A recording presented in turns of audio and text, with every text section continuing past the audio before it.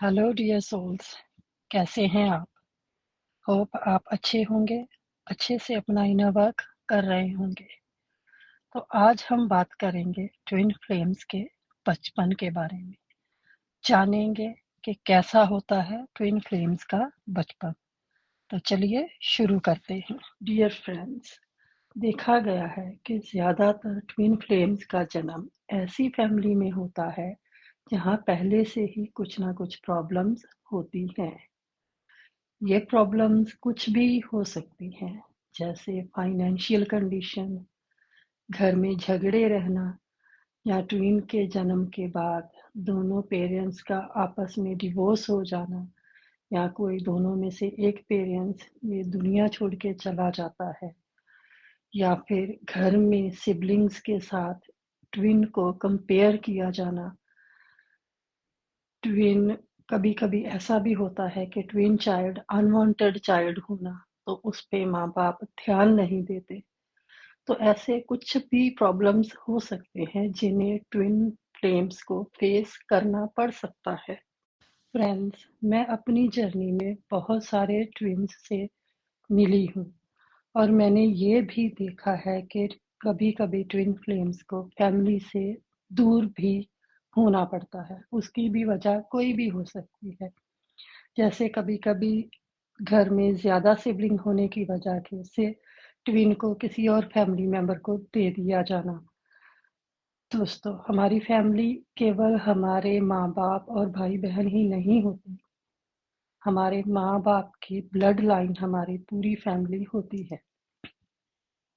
जैसे हमारे पिता की साइड की ब्लड लाइन, हमारे पिता, दादा, दादी, ताया, ताई, बुआ, ये भी हमारी ही फैमिली होती है। और दूसरी तरफ हमारे मॉम की ब्लड लाइन, जैसे हमारे मॉम, नाना, नानी, मामा, मौसी, तो ये सारी हमारी फैमिली होती है।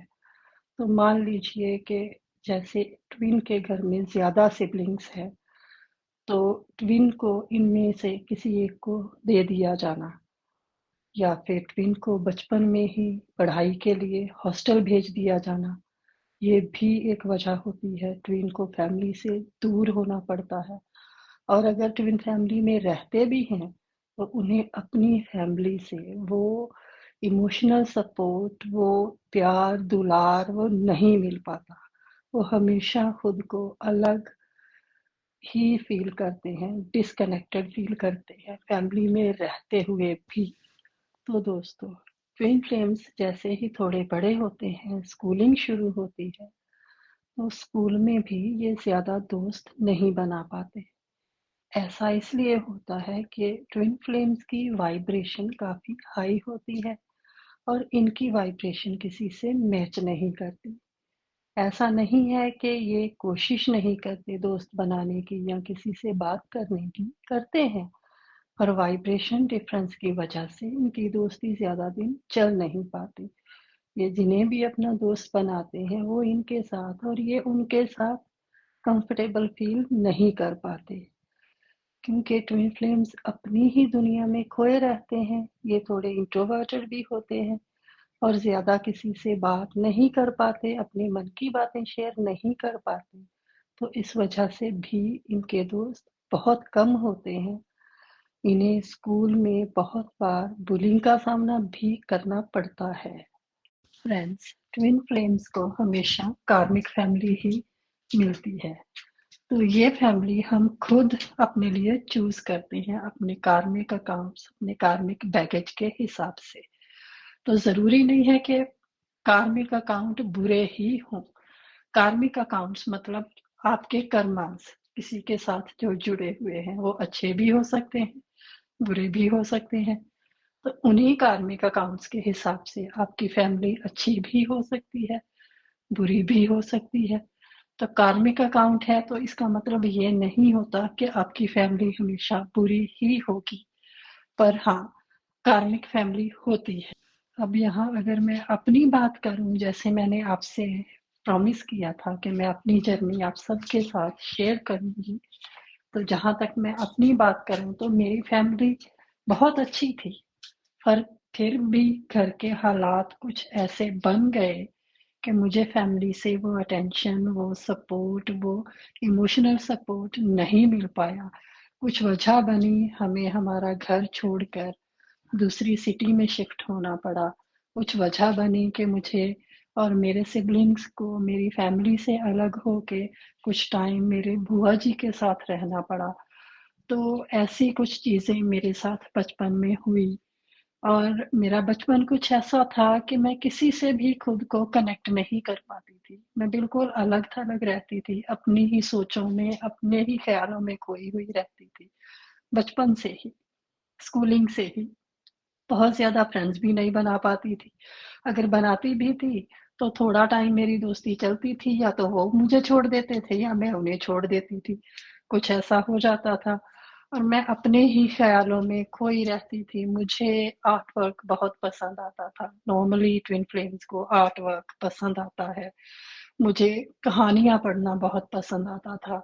जैसे जादुई कहानियाँ हो गई या पुनर्जन्म की कहानियाँ हो गई। मुझे पुनर्जन्म की कहानियाँ बहुत आकर्षित करती थी। मैं एक कट्टर सिख फैमिली से बिलॉन्ग करती हूँ। हमारे घर में सुबह-शाम गुरु ग्रंथ साहब जी से पाठ होता था, पर मैं घर में अकेली थी जिसे शिव बहुत आकर्षित करते थे, तो मैं शिव की तरफ थी।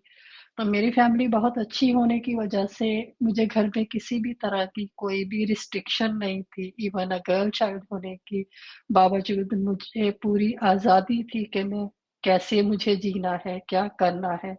हर तरह की आज़ादी थी। कट्टर सिख फैमिली में जन्म लेने के बावजूद भी मेरे ऊपर कोई रिस्ट्रिक्शन नहीं थी कि मैं मंदिर नहीं जा सकती या मैं भगवान की पूजा नहीं कर सकती या मैं शिव को नहीं मान सकती या मैं शिव के व्रत नहीं कर सकती। तो मैं ये सब करती थी क्योंकि वो मुझे आकर्षित करते थे। सब ट्विन फ्लेम्स को शिव और पार्वती आकर्षित करते हैं।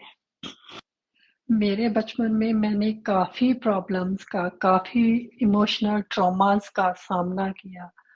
बहुत टाइम मैं एक लंबी बीमारी से भी गुज़री। मैंने एक अपने बहुत ही करीबी फैमिली मेंबर को खो दिया था और उसके बाद फैमिली में बहुत अप्स एंड डाउन्स आए। तो उसकी वजह से भी मैं इमोशनली बहुत ज़्यादा डाउन चली गई थी, बीमारी में चली गई थी। लॉन्ग लॉन्ग टाइम के लिए मैं बीमार पड़ गई थी बिस्तर पे, बिस्तर पकड़ लिया था। तो बहुत कुछ ऐसा मेरे बचपन में हुआ था। पर ये सब हम खुद चूज़ करते हैं अपने कार्मिक अकाउंट्स के हिसाब से, अपने सारे ट्रॉमास, अपने सारी परेशानियाँ, अपने सारे हर्डल्स, ये सब हम ही चूज़ करते हैं क्योंकि हमें बहुत सारे कार्मिक अकाउंट क्लियर करने होते हैं। तो दोस्तों, ऐसा होता है ट्विन फ्लेम्स का बचपन। वो अपनी ही धुन में, अपने ही ख़्यालों में, अपनी एक अलग ही दुनिया में खोए रहते हैं, जैसे मैं खोई रहती थी, अपनी एक अलग दुनिया में। मैं एक स्टार सीड हूँ, तो बहुत बार मुझे बचपन में बहुत बार तो क्या, हमेशा मुझे ऐसा लगता था कि ये दुनिया, ये सब मेरा नहीं है, मैं यहाँ बिलॉन्ग नहीं करती। तो मैं खुद को कभी भी उस इस 3D वर्ल्ड में, इस दुनिया में खुद को कंफर्टेबल नहीं कर पाती थी, चाहकर भी नहीं कर पाती थी। बहुत कोशिश करती थी, मेरे भी फ्रेंड्स बने, मैं भी उनके साथ बाहर खेलूँ, घूमूँ, उनसे बातें करूँ, पर नहीं कर पाती थी क्योंकि कहीं न कहीं बचपन से ही मेरे दिल में, मेरे मन में ये एक था कि मैं इस दुनिया से बिलॉन्ग नहीं करती, मैं यहाँ कुछ काम करने आई हूँ, बस वो मुझे करके अपनी दुनिया में लौटना है। तो मैं हमेशा अपनी ही ख्यालों में खोई रहती थी। मेरे दिमाग में बहुत सारी कहानियाँ बनती रहती थी, पुनर्जन्म की कहानियाँ। तो ये ऐसा होता है क्योंकि हमने बहुत सारे जन्म अपने ट्विन के साथ लिए होते हैं। बहुत सारे जन्मों में हमने उनका साथ पाया होता है और उन्हें खोया भी होता है। तो वो हमारी सोल के अंदर वो सब कुछ होता है। तो हम ये चीज़ें फ़ील करते हैं, हम ये बचपन से ही ऐसा भी मैं फ़ील करती थी कि कहीं कोई है जो ओनली मेरे लिए है, जो आएगा एक दिन मुझसे मिलेगा। ये मेरे दिमाग में कभी नहीं आता था कि हाँ, उसी से मेरी शादी होगी या वो मुझे ऐसे मिलेगा। पर हाँ, एक दिमाग पे एक चलता रहता था, वो होता है ना कि हमारा प्रिंस चार्मिंग, कि जो सिर्फ़ हमारे लिए होगा, जो सिर्फ़ हमारा होगा, हमसे प्यार करेगा। तो ऐसा होता है क्योंकि हमारे डीएम के साथ हमारी शादी 5D में ऑलरेडी हुई होती है, हमारे ओरिजिनल एक्चुअल पार्टनर वही होते हैं। तो यो 3D वर्ल्ड में हमारी शादियां होती हैं, ये सब होता है, ये कार्मिक पार्टनर्स होते हैं, ये हमारे सोल के पार्टनर नहीं होते। तो इसलिए कहीं ना कहीं हमारी सोल बचपन से ही उस अपने आधे हाफ को सर्च करती रहती है। ओके दोस्तों, तो नेक्स्ट वीडियो में हम बात करेंगे जब ट्विन फ्लेम युवा अवस्था में कदम रखते हैं तो वो कैसी होती है। ओके दोस्तों, टेक केयर, अपना ख्याल रखिए। तो ये था ट्विन फ्लेम्स का बचपन कैसा होता है।